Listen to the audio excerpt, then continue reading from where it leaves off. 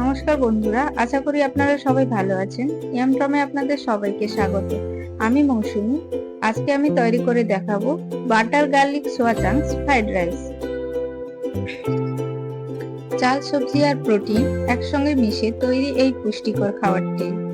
নেওয়া যাক আজকের রেসিপিতে। এটা খেতে খুব দুর্দান্ত হয়। কিভাবে বানাতে হয় তাহলে দেখে নিন আজকের রেসিপিতে।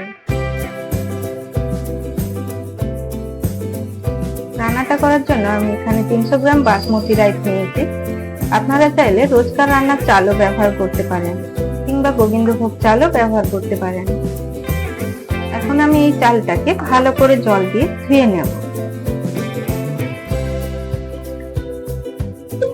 বেশ কয়েকবার জল পাল্টে ভালো করে পরিষ্কার করে আলতো হাতে চালটাকে ধুয়ে নিতে হবে। বেশ কয়েকবার জল পাল্টে আমি চালটাকে ভালো করে ধুয়ে নিয়েছি। এবার এই বাটিতে কিছুটা জল দিয়ে আমি চালটাকে 30 মিনিট মতো ভিজিয়ে রাখবো। একটু ভিজিয়ে রাখলে চালটা ভাতটা সেদ্ধ হতে কম টাইম লাগে এবং ভাতটাও খুব সুন্দর হয়। যেহেতু আমি 300 গ্রাম চালের রাইস করব, তার জন্য আমি এখানে 60 গ্রাম মতো সোয়াবিন নিয়েছি।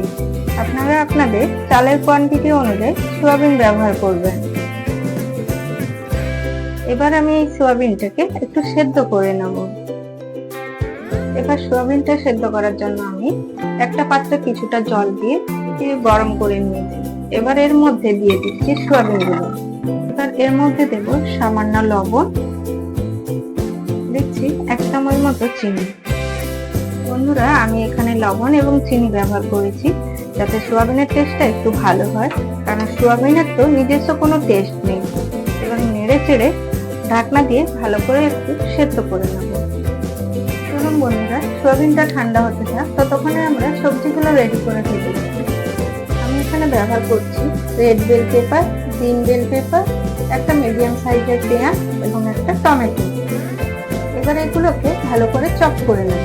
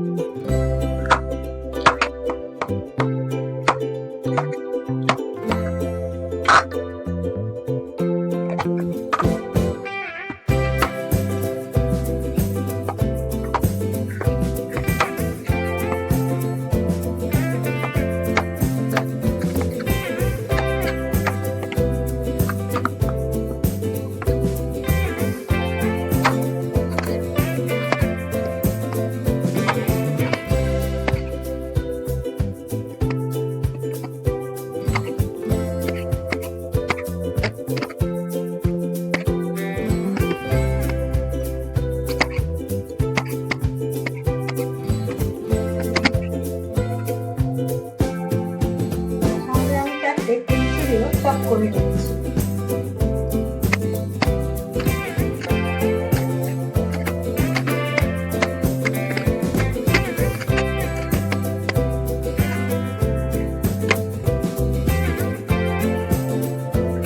এদিকে সোয়াবিনটা আমার ঠান্ডা হয়ে গেছে। এই সোয়াবিন গুলোকে এইভাবে চেপে সোয়াবিনের ভেতরে থাকা জলটাকে ভালো করে বের করে সোয়াবিনটাকে ছেঁকে তুলে নেব।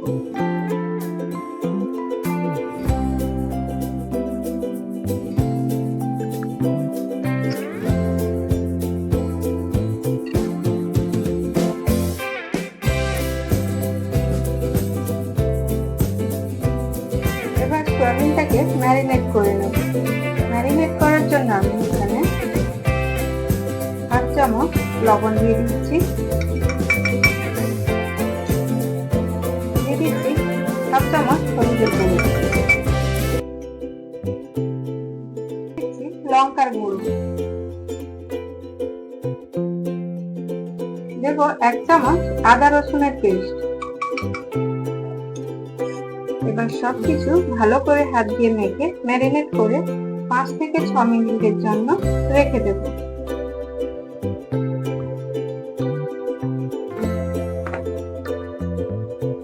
এভাবে ভালো করে মিশিয়ে নিতে হবে।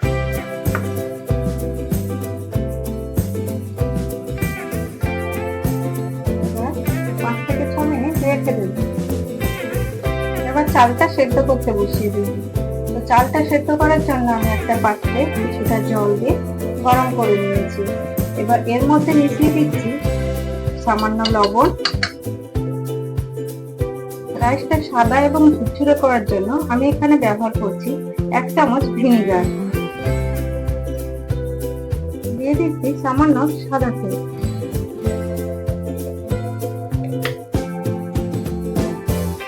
এবার এর মধ্যে আমি চালটা ছেঁকে দিয়ে দেব।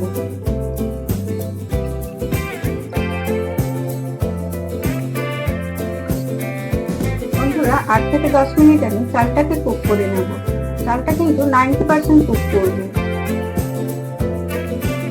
দেখুন বন্ধুরা আমার 9 মিনিট হয়ে গেছে আর রাইসটাও 90% কুক হয়ে গেছে। এবার এটাকে আমি ছেঁকে একটা পাত্রে তুলে নিচ্ছি।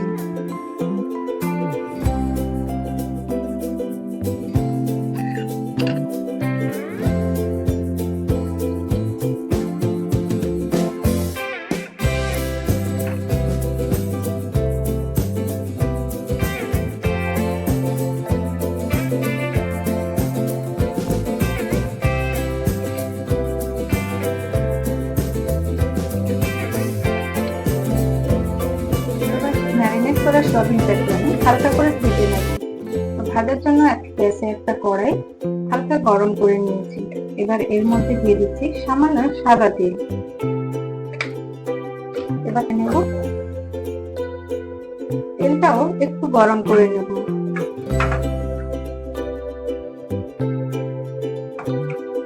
তেলটা গরম হয়ে গেছে।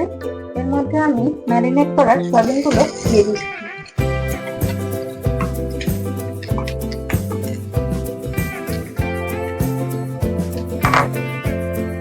লো টু মিডিয়াম ফ্লেমে এটাকে 1 মিনিট মতো ফ্রাই করে নেব, যাতে সয়াবিনের কাঁচা গন্ধটা চলে যায় এবং খেতেও টেস্টি হয়। 1 মিনিট হয়ে গেছে, আমার সয়াবিনটা হয়ে গেছে। এবার এই সয়াবিনটাকে আমি তুলে নেব।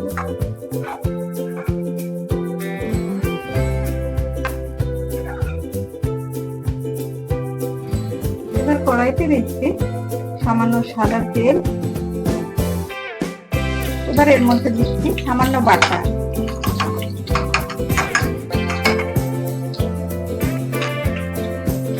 বাটারটাও একটু এবার এর মধ্যে কিছু ফোড়ন দিয়ে দিচ্ছি। ফোড়নের মধ্যে দিচ্ছি একটা বড় এলাচ, 3টে ছোট এলাচ, 2 টুকরো দারচিনি আর সামান্য গোটা জিরে।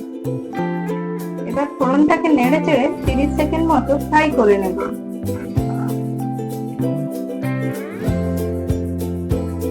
এবার এর মধ্যে দিচ্ছি 1 চামচ রসুনের পেস্ট।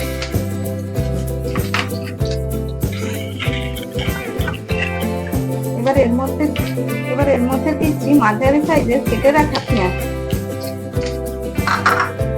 পেঁয়াজটাকে একটু লাল লাল করে ভেজে নেব।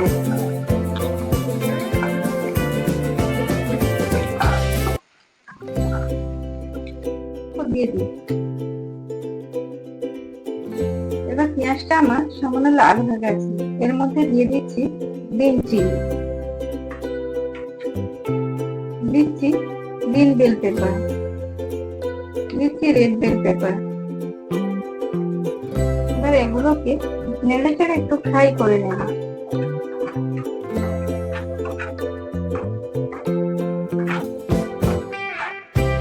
এর মধ্যে দেব আগে থেকে কেটে রাখা মাঝারি সাইজের টমেটো কুচি। এবার একটু নেড়ে চেড়ে সবকিছু একসঙ্গে মিশিয়ে নেব।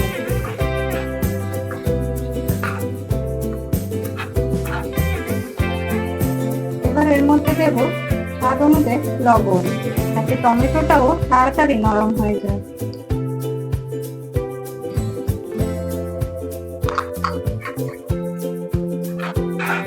এবার নেড়ে চেড়ে ভালো করে মিশিয়ে নিই।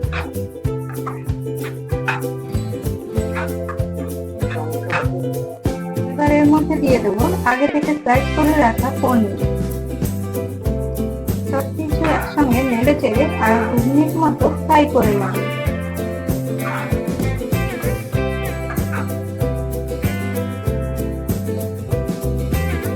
এবার এর মধ্যে দিয়ে দেবো কিছু গুঁড়ো মশলা। দিচ্ছি 1 চামচ হলুদ গুঁড়ো, দিচ্ছি 1 চামচ কাশ্মীরি লঙ্কার গুঁড়ো, দিচ্ছি 1 টেবিল চামচ ধনের গুঁড়ো, টেবিল চামচ জিরের গুঁড়ো। এবার নেড়ে চেড়ে ভালো করে সব উপকরণ মিশিয়ে আরো 2 মিনিট কুক করে নেব।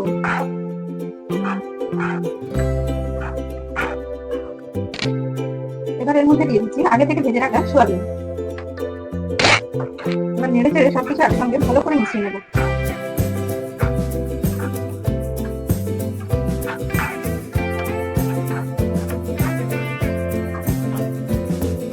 এবার রাইসটা দিয়ে দিলেই রেডি হয়ে যাবে আমাদের আজকের রেসিপি বাটার গার্লিক সোয়া চাংস ফ্রাইড রাইস।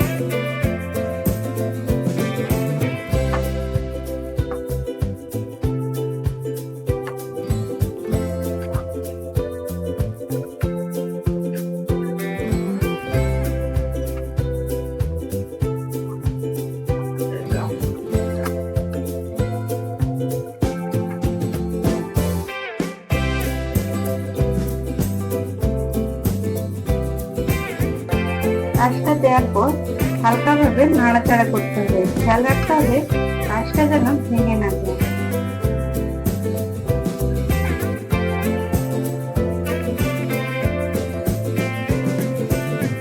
এই অবস্থায় দেখে নেবেন, যদি লবণের প্রয়োজন হয় তাহলে লবণটা যোগ করে দেবেন। আমার এখানে একটু লবণের প্রয়োজন, তাই আমি লবণটা যোগ করে দিচ্ছি। আপনাদের যদি প্রয়োজন না হয় তাহলে আপনারা স্কিপ করে যাবেন।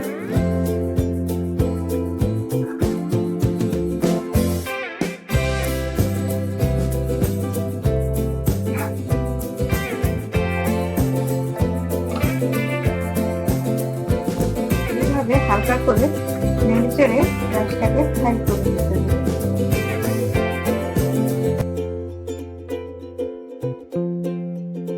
এবার এর মধ্যে দিয়ে দেবো 1/2 চামচ গরম মশলার গুঁড়ো,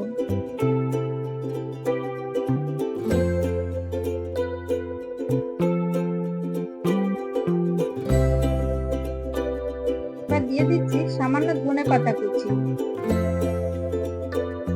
এবার একটু টস করে নেব। এবার ফাইনালি রেডি হয়ে গেছে আমার আজকের রেসিপি বাটার গার্লিক সোয়া চাংস ফ্রাইড রাইস।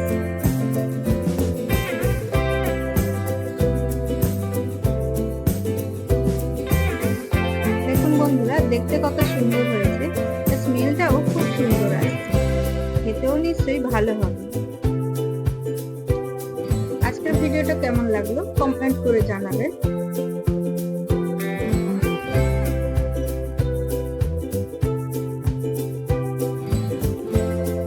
আজকের রেসিপিটি যদি ভালো লেগে থাকে লাইক, কমেন্ট এবং শেয়ার করতে ভুলবেন না।